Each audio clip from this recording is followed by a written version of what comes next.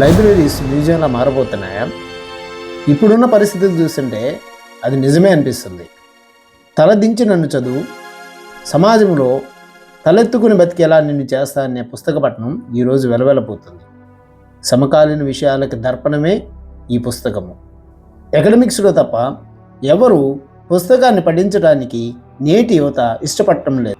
దీనికి కారణం డిజిటల్ కంటెంటా, లేకపోతే మరి ఏమైనా ఇతర కారణాలు ఉన్నాయా పరిశీలిద్దాం. ప్రతి ఏటా నవంబర్ 14 నుండి నవంబర్ 20 వరకు జాతీయ గ్రంథాలయ వారోత్సవాలు నిర్వహిస్తారు. మన దేశంలో 6,65,000 గ్రామాలు ఉన్నాయి. కానీ అధికారిక లెక్కల ప్రకారం 47,000 మాత్రమే పబ్లిక్ లైబ్రరీలు ఉన్నాయి. ఇంటర్నేషనల్ స్టాండర్డ్స్ ప్రకారం 2022 ఇఫ్లా యునెస్కో పబ్లిక్ లైబ్రరీ మేనిఫెస్టో ప్రకారం ప్రతి 1000 మందికి ఒక లైబ్రరీ కలిగి ఉండాలి. కానీ మన దేశ జనాభా నిష్పత్తితో పోలిస్తే ఆ లైబ్రరీల సంఖ్య మన దేశంలో 13 లక్షల పైగా ఉండాలి. దీన్ని బట్టి చూస్తే సమాచార సమానత్వానికి మనం ఎంత దూరం ఉన్నామో అర్థమవుతుంది.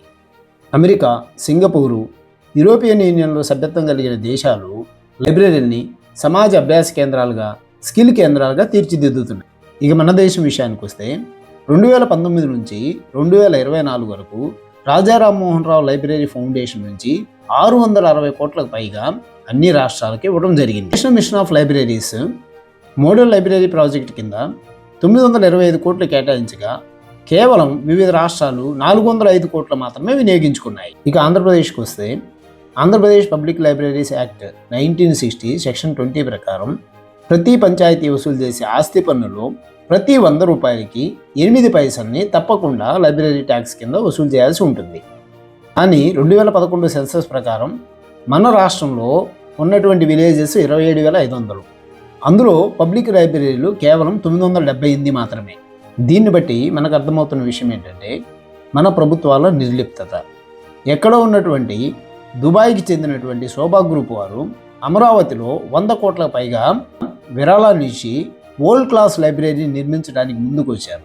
దీన్ని బట్టి ప్రపంచ దేశాల దృష్టిలో లైబ్రరీ అనేది ఒక సామాజిక విలువలను పెంపొందించడమే కాకుండా ఒక స్కిల్ కేంద్రాలుగా ఉపయోగపడుతుందనేది వాళ్ళ నమ్మకం.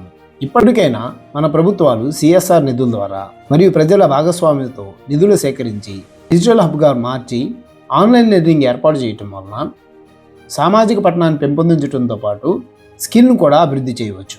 కేవలం లైబ్రరీ అనేది పుస్తక పఠనం కోసమే కాకుండా డిజిటల్ కంటెంట్తో పాటు కెరీర్ గైడెన్స్, వివిధ విషయాలపై అవగాహన కల్పించే విధంగా ఇప్పుడున్న ప్రభుత్వాలు చర్యలు తీసుకోవాల్సిన అవసరం ఉంది.